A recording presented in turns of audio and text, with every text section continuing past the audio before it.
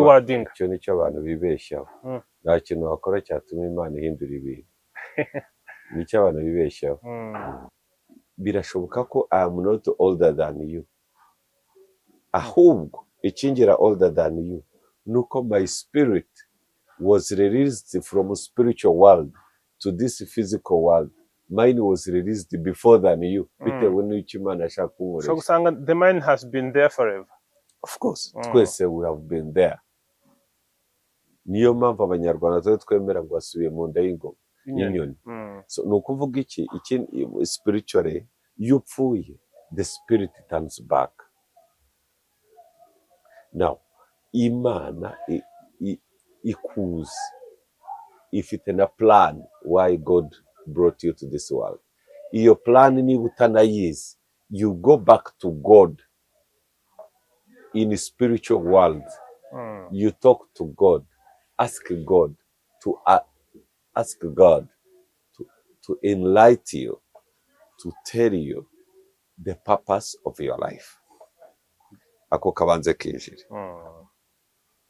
However, uwo muntu wateguwe kera waje ku isi kubera umugambi runaka azakora ikintu iki mu gihe runaka ariko Imana yashakaga still niyambara umubiri hari a certain percentage, a big percentage agomba gukora ibintu bibiri mbere yuko asoza umugambi. Ikintu cya mbere agomba kuwumenya agasubira ku Mana akawumenya. Icya kabiri amahitamo ye ya buri munsi y'impacting destiny. Jewe nawe nk'uko nabivuze dushobora kuba inshuti kandi inshuti zikomeye. The good thing with ubushuti. Yego. Ikintu cyiza kiri mu bushuti. The good thing with ubushuti nuko ubwo bushuti a friend is there for you in bad times. So tugomba gufata umwanya tukinvestinga mu bushuti kandi kugira ngo ugire a success relationship with your friend nuko hari ibintu wigomwa. Nuko mu gihe atafashe telefone ugomba kumenya icyamubayeho. You need to take, ugomba kugira ibyo uhagarika, you sacrifice ibigufitiye inyungu ukajya kumushaka. Agomba kukubwira amakuru yawe, how was your day, akakubwira fine. Umuntu ukubwira fine ntabwo mba muri inshuti. Nuko umuntu ukubaje how was your day arashaka detailed, he cares about you. So, ubushuti, impamvu zo kutakiretinga ubushuti ziriho ziragira ingaruka kuri iki kinyejana. Muri uru rubyiruko rwacu rurabyara, rurorora urubyiruko, rurarera urubyiruko of I don't care people. Icya kabiri, umuntu udafite inshuti aba ari isolated.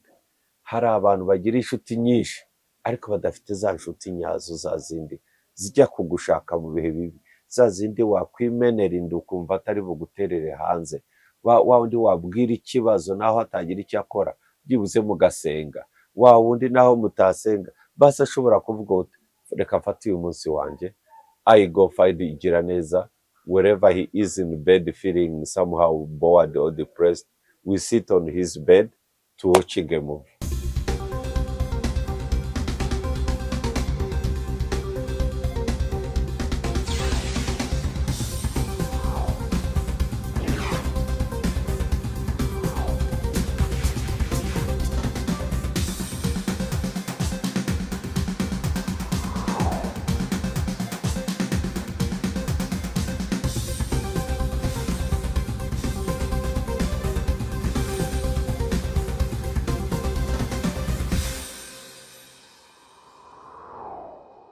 Yego, amahoro y'Imana abane namwe banyarwanda mwese, by'umwihariko mwe mukunda ibiganiro bya One Nation Radio, ni radiyo ya diaspora y'u Rwanda, ijwi rya diaspora y'u Rwanda. Ntako bisa, ni impamo y'Imana gutangira icyumweru turi kumwe nawe Bob Mugabe.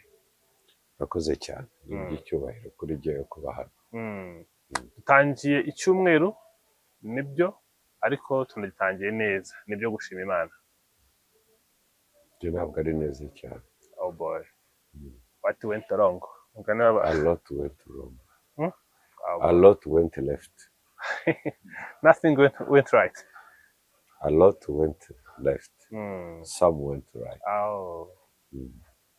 Hari Imana shoboye Yeah. byose yarivasinga iyo fenomene yabaye muri weekend. Ibishatse. Went bikagenda right. Ibishatse, utabishatse se wabikora iki? You have to make him. I said it is a him or a her. Tugomba kubituma bishaka kubigiramo uruhare tugakora ibikorwa byiza. Katuri wadinga. Icyo nicyo abantu bibeshyaho.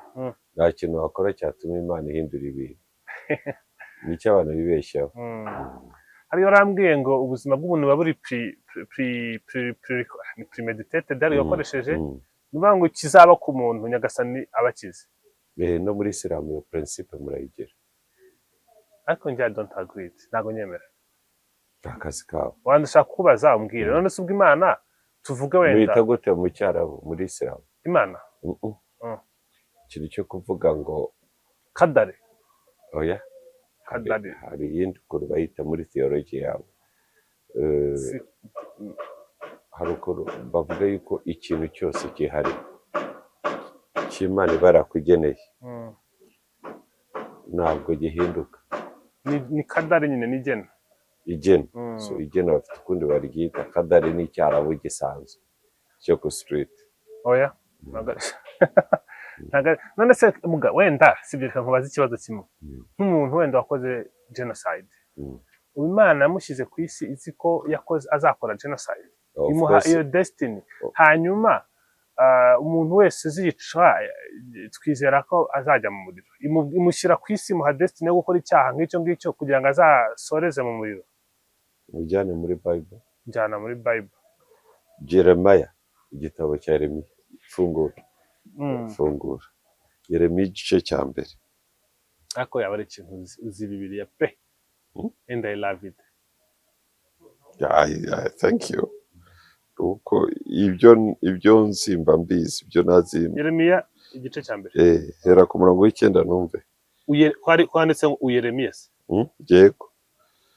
Uretse iyi mbonye ndabona amazwi oya bintaga cyangwa ari Kinyarwanda. Genda shaka Ikinyarwanda Bibiliya yera. Hera ku murongo w'icyenda. Yeremiya ni mu isezerano rihe? Rya kera. Yitwa gutyo nyine Jeremiah. Tangiriro kuva Abalewi, Yosuwa, Abacamanza, Rusi, Samweli, Abami, Ngoma, Ezra, Nehemiya, Esteri, Yobu, Imigani, Indirimbo, Yesaya, Yeremiya. Thank you so much. Yeremiya igice cya mbere. Jya ku murongo w'icyenda.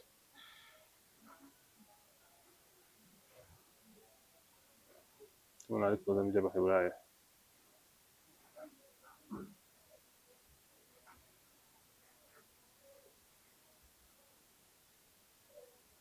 None se Bibiliya yose warayisomye? Wahageze? Yeremiya igice cya mbere kugera ku murongo wa 19. Igice cya mbere. Nahageze rwose. Imana ihamagarira Yeremiya ubuhanuzi. Imana ihamagarira Yeremiya ubuhanuzi. Uri ku gice cya kangahe? Niko nyine iki gice cyose cyitwa. Hanyuma igice cya mbere cyo wambwiye ngo amagambo ya Yeremiya mwene Hilukiya wo mu batambyi. Murongo w'icyenda. Uwiteka ahera ko arambura ukuboko kwe ankora ku munwa maze Uwiteka arambwira nti shyize amagambo yanjye mu kanwa kawe. 9 rirangiye. Hera ku murongo wa mbere kwanza. Amagambo ya Yeremiya mwene Hilukiya wo mu batambyi bahoze muri Anatoti mu gihugu cya Benyamini. Exactly, komeza. Yabwiwe ijambo ry'Uwiteka ku ngoma ya Yosiya mwene Amoni umwami w'Abayuda mu mwaka wa 13 wo ku ngoma ye. Ryaje kandi no ku ngoma ya Yehoyakimu mwene Yosiya umwami w'Ubuyuda kugeza mu iherezo ry'umwaka wa 11 wo ku ngoma ya Sedekiya mwene Yosiya umwami w'Ubuyuda, igihe ab'i Yerusalemu bajyanywe ari imbohe mu kwezi kwa gatanu. Nuko ijambo ry'Uwiteka rinzaho riti. buretse hagarara. Mm, Ikintu babanje kuguhereza baguhaye biography ye, mm, ni mwene nde, mm, nawe ibintu by'ubuhanuzi yabonye mm, araguhereza specific time hategekaga umwami uyu mm. wari mu mwaka w'uyu nguyu, Yego. arabanza akakujyana muri situation ukuntu yari imeze. So komereza. Ati nuko ijambo ry'Uwiteka rinzaho riti. Nakumenye ntarakurema mu nda ya nyoko, kandi nakwejeje utaravuka, ngushyiriraho kuba umuhanuzi uhanurira amahanga. Nuko ndavuga nti nyamuneka Nyagasani Yehova, dore sinzi kuvuga ndi umwana. Ariko Uwiteka arambwira ati wivuga uti ndi umwana, kuko abo nzagutumaho bose uzabasanga, kandi icyo nzagutegeka cyose uzakivuga. Ntukabatinye kuko ndi kumwe nawe kugira ngo nkurokore. Nuko Uwiteka avuga.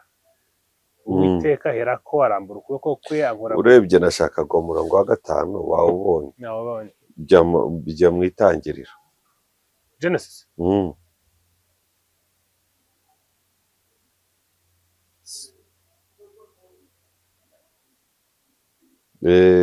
Genesis chapter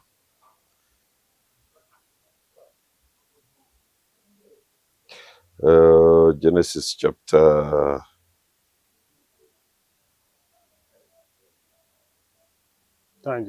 Itangiriro. Urajya ku gice cya ibice 50. Ujya ku gice cya kabiri uhere ku murongo wa mbere numve. Igice cya kabiri umurongo wa mbere kiragira kiti Imana yeza umunsi wa karindwi, ijuru n'isi n'ibirimo byinshi byose birangira kuremwa. Ku munsi wa karindwi Imana yamaye uri ku gice cya kangahe? Igice cya kabiri cya gatatu. Igice cya gatatu Imana ihumugisha umunsi wa karindwi, iraweza, kuko ariwo Imana yaruhukiyemo imirimo yakoze yose.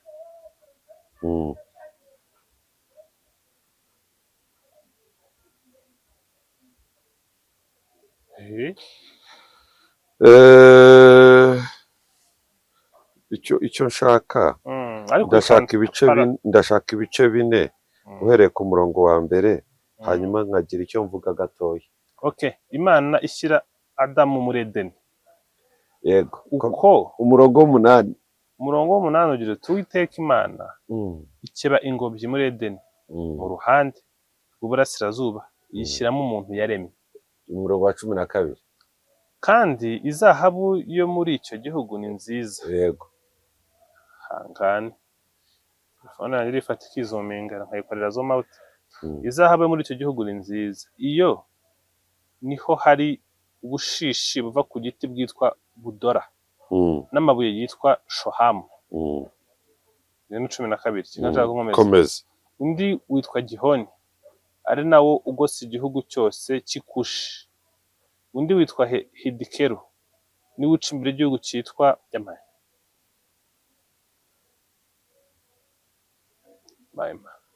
Nka Rwatambuga twataramiye. Okay. Itangiriro ibice 4 ku murongo wa 7, ndabona ibyawe bitangiye kuba birebire, kuko telefone yabanza mutumvikana neza.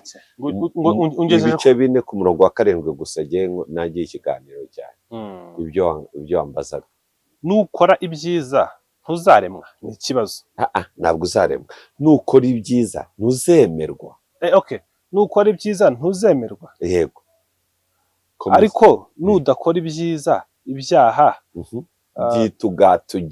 byitugatugira ku rugi, kandi ni wowe byifuza, ariko ukwiriye kubitegeka. Subiramo ako kantu k'inyuma, the last paragraph y'uwo murongo. Ariko nudakora ibyiza, ibyaha bizitugatugira ku rugi, byitugatugiye ku rugi. kandi ni wowe byifuza, Ni wowe byifuza. Hari akantu ugiye gusigayo, ariko ukwiye kubitegeka. ariko ukwiye kubitegeka. Jeremiah chapter 1 verse 9 iratubwira ngo Imana yamenye Jeremiah, yamenye umuntu akiri mu nda ya nyina, itaramufominga mu nda ya nyina. So God knew. Nshatse kuvuga, urabona jyewe ndi mu myaka 40, wowe uri mu myaka 30. Birashoboka ko I am not older than you. Ahubwo ikingira older than you nuko my spirit was released from spiritual world to this physical world. Mine was released before than you. Bitewe n'icyo Imana ashaka kunkoresha. So gusanga the mind has been there forever. Of course, twese we have been there. Niyo mpamvu Abanyarwanda twemera ngo asubiye mu nda y'ingoma y'inyoni. So ni ukuvuga iki spiritually, iyo upfuye the spirit turns back. Now Imana ikuzi ifite na plan why God brought you to this world. Iyo plan niba utanayizi, you go back to God in spiritual world. You talk to God, ask God to enlighten you, to tell you the purpose of your life. Ako kabanze kinjire. However, uwo muntu wateguwe kera, waje ku isi kubera umugambi runaka, azakora ikintu iki mu gihe runaka, ariko Imana yashakaga. Still niyambara umubiri, hari a certain percentage, a big percentage, agomba gukora ibintu bibiri mbere yuko asoza umugambi. Ikintu cya mbere agomba kuwumenya, agasubira ku Mana akawumenya. Icya kabiri, amahitamo ye ya buri munsi y'impacting destiny. Hari umuntu Imana yateguye, uhari ugendera mu mugambi w'Imana. Uyu muntu ugomba kumenya neza umugambi w'Imana imufiteho kugira ngo awugenderemo. Ntabwo wagendera muri gahunda utazi. Agomba kumenya the purpose of his creation, cyamuzanye kuri iyi si kugira ngo agisohoze, basi ajye muri iyo njyana. Icya kabiri, mu buzima bwe bwa buri munsi agomba kumenya guhitamo. Ijambo turangirijeho Genesis chapter 4 verse 7, Imana yabwiraga Kayini amaze kwica murumuna we Abeli. Ikiganiro gitangira ku murongo wa mbere. Muri icyo kiganiro Imana yaganiraga na Kayini, iramubaza, Kayini, where is your brother? Mwene so ari he? Kayini asubiza mu buryo buri arrogant, ari ubwo tujya twitiza iyo tutitaye ku byo Imana itubwira. Jyewe ntabwo ndi umurinzi wa mwene data. I am not responsible for his life. Sinzi gahunda ze.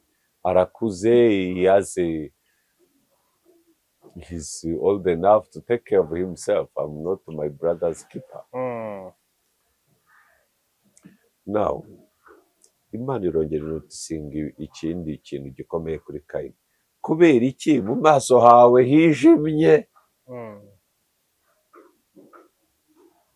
Rumva, kubera iki? Okay, icya big your brother's keeper cyo ndacyumva cyo wagihakanye. So, ni ukuvuga umugambi wanjye wawihoreye. Ariko icya kabiri, kubera iki mu maso yawe hijimye? Iramubwira, iyo ukora ibyiza wari gushima. Iraza noneho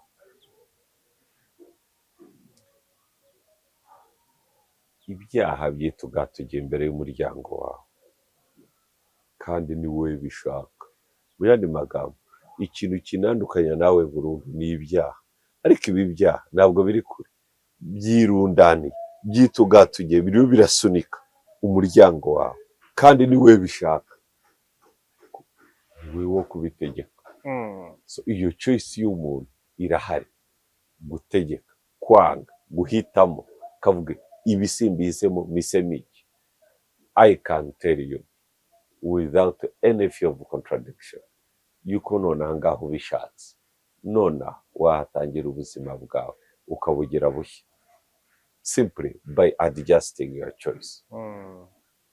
kandi birumvikana kuvuga ngo hari ubuzima buhari uko Imana yabukwandikiye, ariko ushobora guhura n'ibishuko by'ibyaha bishobora guhindura uwo murongo. Yego, Bigusaba imbaraga zawe kwirinda bya byaha kugira ngo ugure mu murongo. ntabwo bigusaba imbaraga zawe, bigusaba amahitamo yawe. Bigusaba amahitamo yawe Amahitamo kugira ngo ukumire byaha byitugatiye ku rugi, kandi ari we bishaka. hari abagambirira gukora ibyiza ibi bikabatanga imbere, ibibi biba bihari aho ngaho, kandi ni we bishaka. So your choices, you can choose between the beautiful girl standing in front of you, or you choose not to fornicate. The choice is yours. Sitaho niho ubwirwa. You can choose not to go into drugs. Yego. Wowe ubwawe ugafata umwanzuro wo guhindura ubuzima bwawe. So muri make muri ya premeditation twabonye nta hantu handitse ko Imana yakushyize ku isi ngo uzajye kunywa ibiyobyabwenge. Oya. Okay. Nta n'Imana yagushyizeho kugira ngo uzube ikirara. Nta n'Imana yagushyizeho kugira ngo uze ube God. Imana ntabwo yigeze ifata igihe cyo kurema umuntu udafite icyo amaze. Uza gucura abantu oxygene ntacyo yakoze. Ntabwo ari gutya Imana ikora.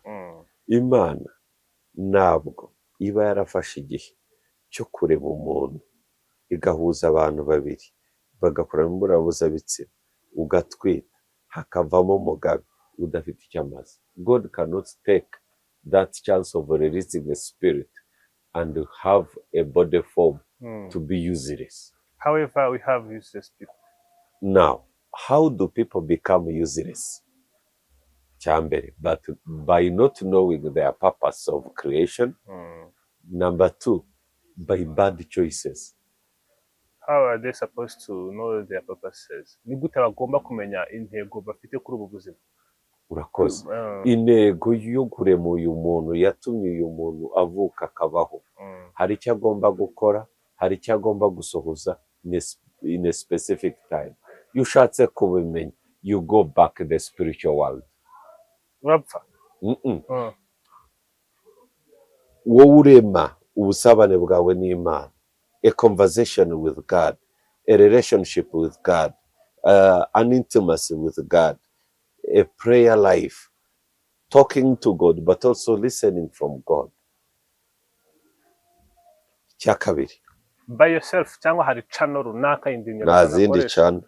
Ariho abanyamadini binjira. You just need to believe in Jesus, and you can do now. You don't have to go to church. Niba ushobora kwizera ariko utagiye mu rusengero. No. Icya kabiri, you need to be careful with your choices. Kwitondera amahitamo yawe. Yego, amahitamo y'umuntu ni ikintu gikomeye, kandi amahitamo y'ibyaha aroroshye, aranaryoshye, aranashukana cyane rwose. Hari nyihanganira gato apira ari mu bisakara ibyaha biraryoha. Yes, yes, cyane rwose. She's right. He's not right. Hari umwanditsi witwa James Clear yanditse igitabo cyitwa Atomic Habits, gisobanura nyine ukuntu umuntu ashobora gutaninga around habits nyine. None asobanura ibyo bivuze exactly bad habits zo nta mbaraga zigusaba kwizisangamo, good habit no zigusaba nyine. Yacyanditse kugira ngo afashe abantu kuba ba breakinga bad habits bajya muri good habits, ariko nta gitabo gihari kibwira abantu ukuntu ba breakinga good habits bajya muri bad habits. Ibyo biri automatic. Ariko hari ikindi kintu ushaka kugira ngo wumve neza. Yego. Uzi yuko iyo ubayeho mu buzima buri disciplined, ukora good choices, ushobora guhindura ubuzima bwawe ukihereza intego wowe ubwawe tutitaye ku yindi Imana yakuremeye. Ugakora siporo, ukitoza ugafata amasaha ukajya muri gym, warangiza ukirukanka muri marato abantu ukabasiga ugatwara umudari wa zahabu, ugahesha igihugu ishema n'umuryango wawe nawe ukabona kashi. I agree. Hmm? Ndabyenda. Ariko still ibyo ntabwo bivuze yuko ari cyo Imana yakuremeye. Aho ngaho bivuze imbaraga zo guhitamo, the power. Mbaye umwanditsi nakwandika igitabo cyitwa The Power of Personal Choices.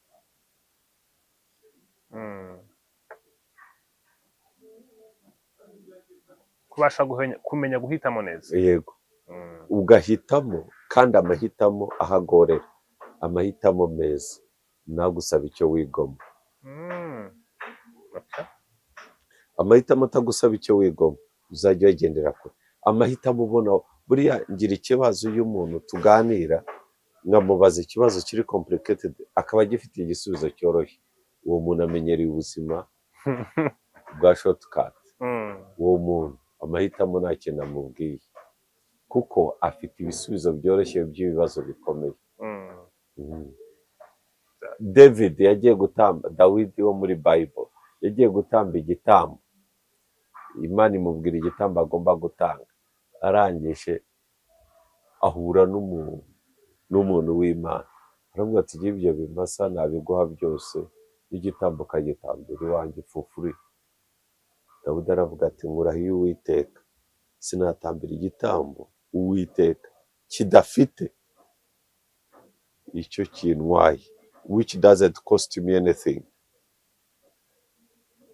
Reka nkubwire, jyewe nawe urabona ko dukorana, jyewe nawe igira neza dushobora kuba inshuti zikomeye cyane, ariko ari uko twembi tubihisemo, kandi bisaba choices, bisaba na discipline. Ako turi inshuti. Ariko ubucuti buri aho bworoheje. Nicyo kibazo urumva aho ngaho harimo akabazo gatuma nshobora guhindura ibyo navugaga.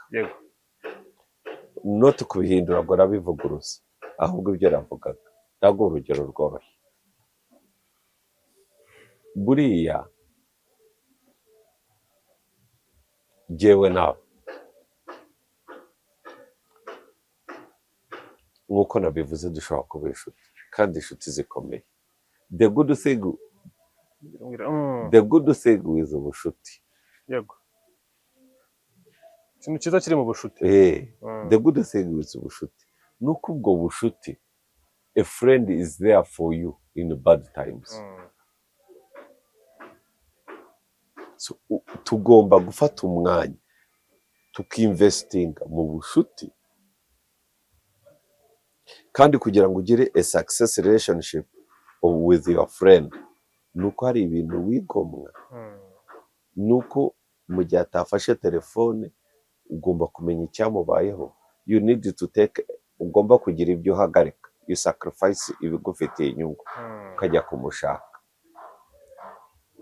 Agomba kukubwira amakuru yawe, how was your day, akakubwira fine. Umuntu ukubwira fine ntabwo mba muri inshuti. Nuko umuntu ukubaje how was your day arashaka detailed, he cares about you. So, ubushuti, impamvu zo kutakiretinga ubushuti ziriho ziragira ingaruka kuri iki kinyejana. Muri uru rubyiruko rwacu rurabyara, rurorora urubyiruko, rurarera urubyiruko of I don't care people. Icya kabiri, umuntu udafite inshuti aba ari isolated. Hari abantu bagira inshuti nyinshi ariko badafite za nshuti nyazo, za zindi zijya kugushaka mu bihe bibi, za zindi wakwimenera inda ukumva atari buguterere hanze, wa wundi wabwira ikibazo naho atagira icyo akora byibuze mugasenga, wa wundi naho mutasenga basi ashobora kuvuga uti reka mfate uyu munsi wanjye, I go find Igiraneza wherever he is in bed feeling somehow bored or depressed, we sit on his bed to watching a movie. Ibyo bintu rero bituma abantu biragoye cyane muri iyi si ya none ya digital life, aho abantu bafite big following, aho abantu birirwa bakubwira ngo baragukunda, aho abantu birirwa bakubwira iki, kwibeshye yuko abo bantu bose ari inshuti zawe. Friendship irakorerwa. Mm. Friendship iragukostinga ikintu. Friendship isaba sacrifice. Nimvuga sacrifice aka kantu kumva sizima sacrifice yo kumenya ukagira ibyo uhagarika kubera mugenzi wawe ukamushyira imbere. Rega ni rya jambo akoresheje kwigomwa Yes. bituma hari icyo wigomwa. Hari icyo thank you Yego, ako yego. kantu karamfashije. Mm. Now ikintu gikomeye ingaruka zo kudakora ubushuti no kubaka ubushuti burambye Mm. nuko abantu baba isolated, akajya kuvuga ngo I am going out to have fun, Yego. ariko ari uko asize isolated life, depressing life, aboneye ibyishimo from energy ya music n'abantu bari hanze na crowd. Crowd nayigeramo arabona energy, arabona za ngufu zo kumva abirongega somewhere, ariko at the end of the day araza gutaha, arasubira mu rugo. kandi mu rugo niho spending a lot of time. So you need friends, you need a company, you need umuntu kumva, you need kutagira friends bigutera kwigunga, gushobora kuvamo depression, gushobora kuvamo no kwishora mu biyobyabwenge, ushobora kurangiza ubuzima bwawe vuba. Unfortunately this generation abenshi niko bari. Hari n'abantu baba nicknaminze ngo ni sad generation. So now icyo tugomba gukora hano, tugomba kumvisha abantu, tukanaganira ku kintu cy'inshuti cyane rwose. Reka nkubaze, when was your last time, ndagusaba igisubizo kiri honest, you told your fellow guy I love you man? My fellow guy, I could have a brother of mine, we talk on phone and we say that we love one another. Was no problem. He lives in Canada. It was last week actually. I can show you the proof. Namwe ni message. Yeah. So I sure did. I'm honest. Icyo ni ikintu cyiza cyane ko ufite brother. So most of the, so you need to take another step. You create friends outside of your family.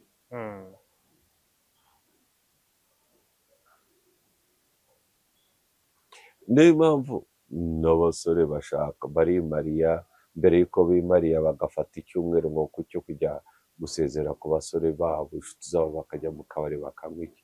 Ariko wareba abo yita inshuti nuko bamenyaniye mu kazi, ntabwo azi hataha, ntazi niba nyina ariho, niba so icyo kintu ubushuti busaba kwigomwa no gushoramo igihe n'umwanya wawe cyane rwose. Icyo cyenda cyemera. Hanyuma wenda kuri iki kintu tunakivaho ko ahubwo aravugaga kuri choices, gusa it is actually inspiring. Iki kiganiro ngenda gikunze, so inspirational kuko gifitemo ibintu byinshi abantu benshi birengagiza muri iyi minsi. Abantu bazi ko kumenya ubwenge no kuba umunyamugi ari ukuba nyamwigendaho, ari ukuba ari we muntu ukomeye, nyine kwirengagiza abantu, kubikuraho. Unfortunately ntabwo ariyo case, kubivuze niko bimeze. Abantu at the end of the day ukenera abantu kandi ukababona. Icyo nakubazaga hano ukomeza kuri izo choices, ukuntu bivuga uwo muntu uremeye, ukuntu bari bameze, icyo gihango bari bafitanye cyo kuba inshuti, hari ikintu wigomwa kugira ngo ikukorere mu buryo bumwe cyangwa ubundi. Ko ndi kubyumvamo mu byo twabwiwe kera, kiritiri y'Abanyarwanda ariko bari bameze, baranywanaga, kandi ukuntu uri kubivuga uri kubihuza n'inyandiko za Bibiliya turi gusoma zavuye mu mahanga ya kure. Abanyarwanda babikuye he ko icyo gihe Bibiliya yari itaraza mu Rwanda? Urakoze cyane. Ubundi Bibiliya iriho irashyigikira imyemerere n'ubuzima bwacu bw'Abanyarwanda mu muco. Ndago urugero,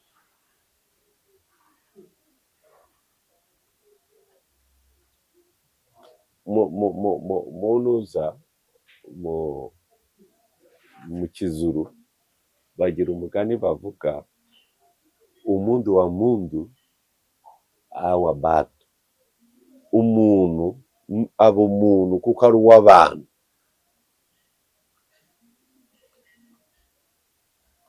Ndongera ngaruke mu muco wacu w'u Rwanda cyangwa wa Kinyafurika, umugabo agirwa n'abandi, uriho kuko abandi bariho. Ndemeranya nawe rwose.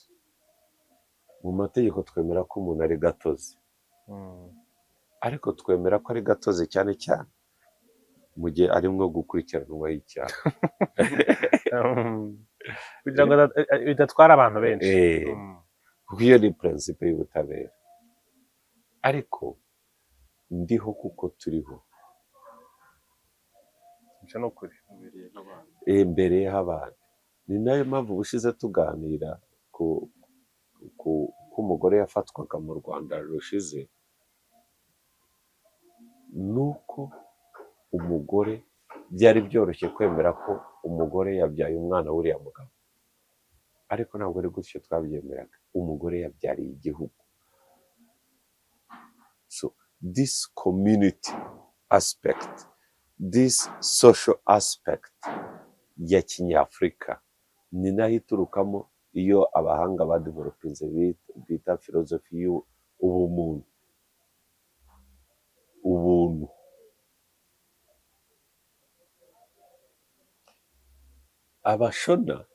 Abashona ni ubwoko buba muri Zimbabwe. Bemera yuko iyo hapfuye umuntu umwe, Abashona bose baba bapfushije. bafitanye bond ikomeye cyane. Yego. Ni nayo mpamvu iyo umuntu anyuzeho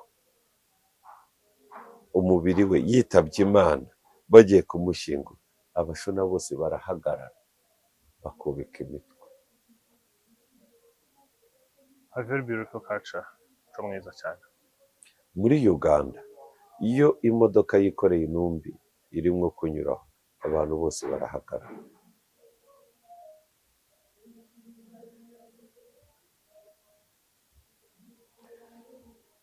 Ibintu byazanywe n'ubukoroni. Ubukoroni buriya ntitujya tubuvuga, ntimukagire ngo Justin blame game. Ubukoroni bwashenye umuco. Nivuga umuco harimo n'ururimi, amateka, traditions na za kirazira, zisenya n'ubumwe bw'abantu.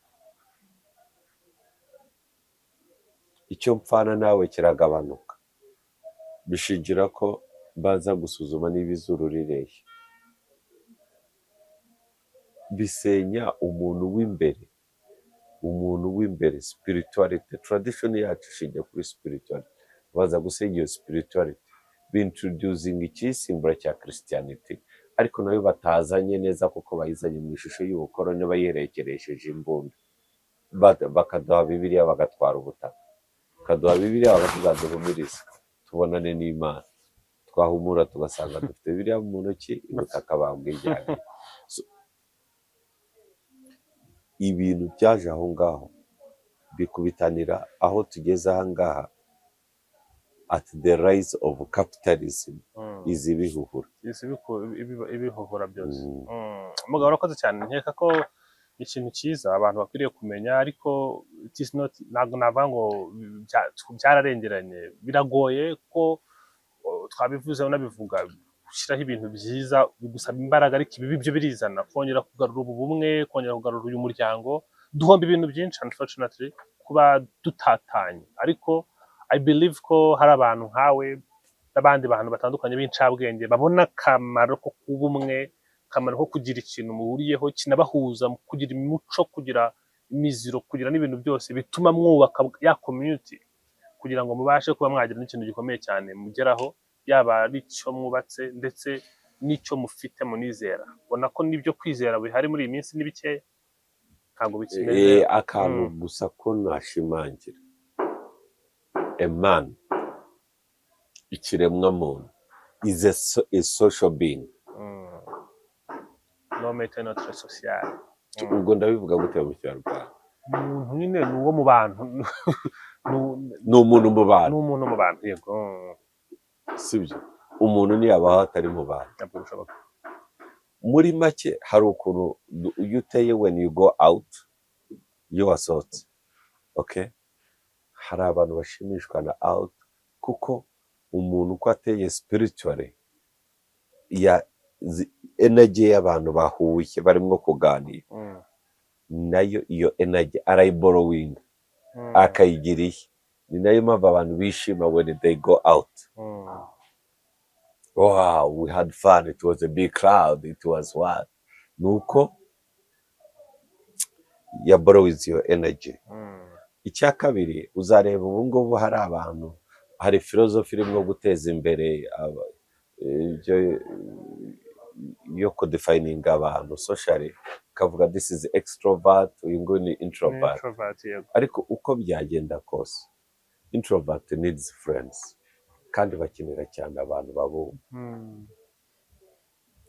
Extroverts bo bahora bishimye.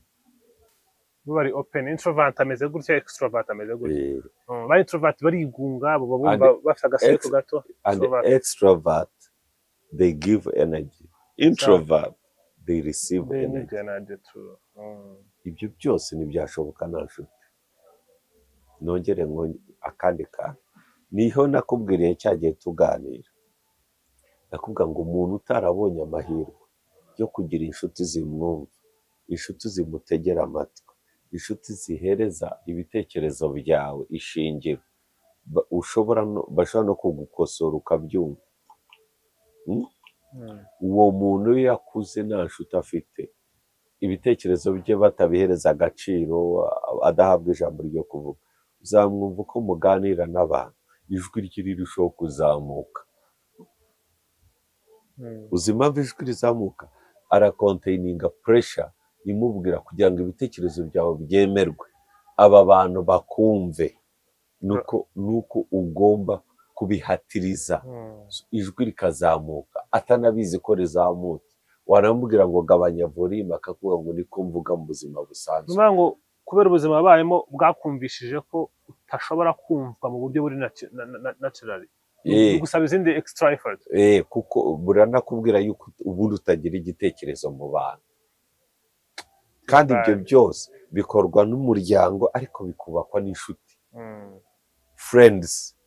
Ukimbwira ibyo bintu, naciye ku mubyeyi afite umwana we ari kumusobanurira ibyo ku ishuri, yamukubise ngo ntabwo yumva, ngo akamubwira ati n'umwana ngo ni umuswa, ngo ntabwo agakurikira ibyo mu ishuri. Nyine ugasanga bya bintu byari kumushyiraho, ari kumwandamayininga, aracyari muto, azakura nawe iyo foto yibonamo. Yego, ibyo ngibyo nabyo birakora, ariko friends they minimized all those effects.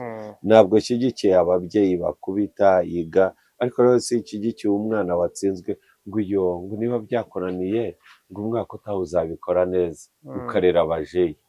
You need to have a kid uri serious, kandi ukamushyiraho umwaka.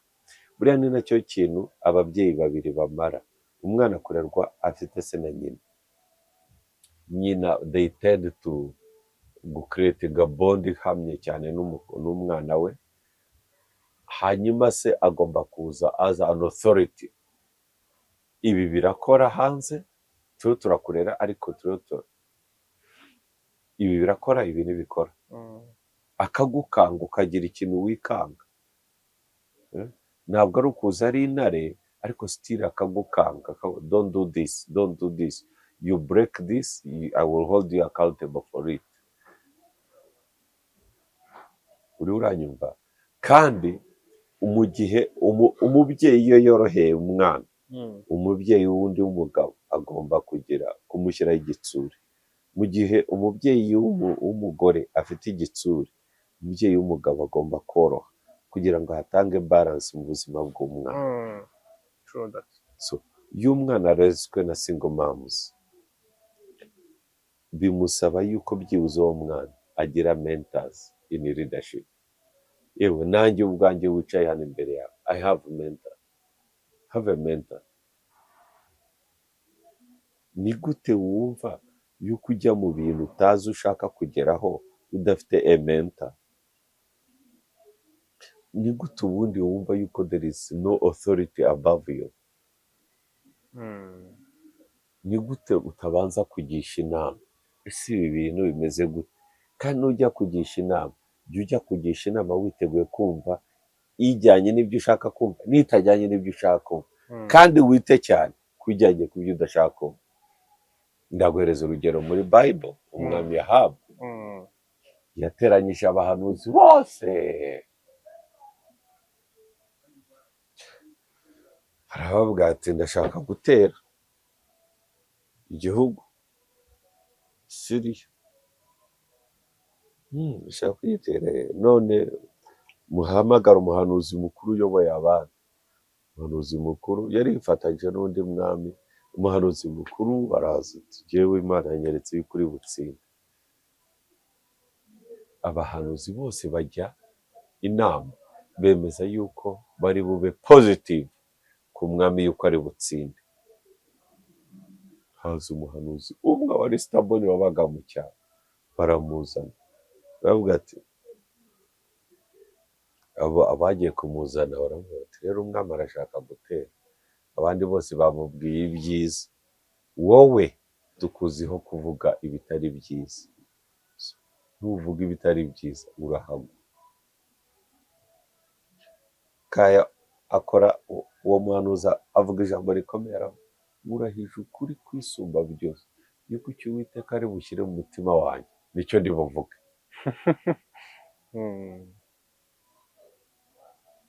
Agezeyo abona ingabo ziri aho, ageze imbere y'umwami, umwami ati ndashaka gutera, will I be successful?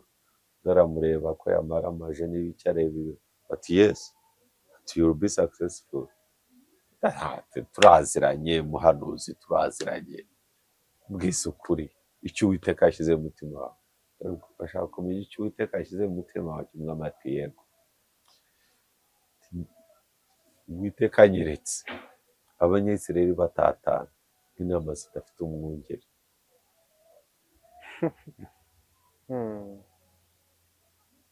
Umwami ararakara ati sinakubwira ati uyu muntu ntabwo ajya ambwira ibyiza. Umuca igihanga. Aravuga ngo bamufunge, aravuga ngo bamugaburire ibiryo by'agahato. So ni ukuvuga you will continue eating kugeza igende buzira. Umwami arahaguruka ajya ku rugamba, aravuga ngo bamugaburire ibiryo by'agahato. Bikaba byumvise aravuga ati ibyo nakubwiye urabyanze, urahagurutse ugiye ku rugamba, nugaruka uri amahoro uri muzima, Uwiteka abimore ndetse bikabije. Baragenda bararwana. Bibiliya iravuga ngo umuntu umwe w'ubasi bapfa kurasa, apfa kurasa emuresire, wa mwambara agenda kubita hafi umutima ngo ahagama hagati y'ibiti bibiri. That was the end of him. nyamwanga kumva ntiyanze no kubona. Icyo nshaka kubwira abantu benshi abo bita friends ni abababwira ibyo bashaka kumva. Patronizing bakakumvisha ikintu ushaka kumva. Yego. Barakureba to keep friends with you, friendship genda kuko ari cyo bayi benefitingamo.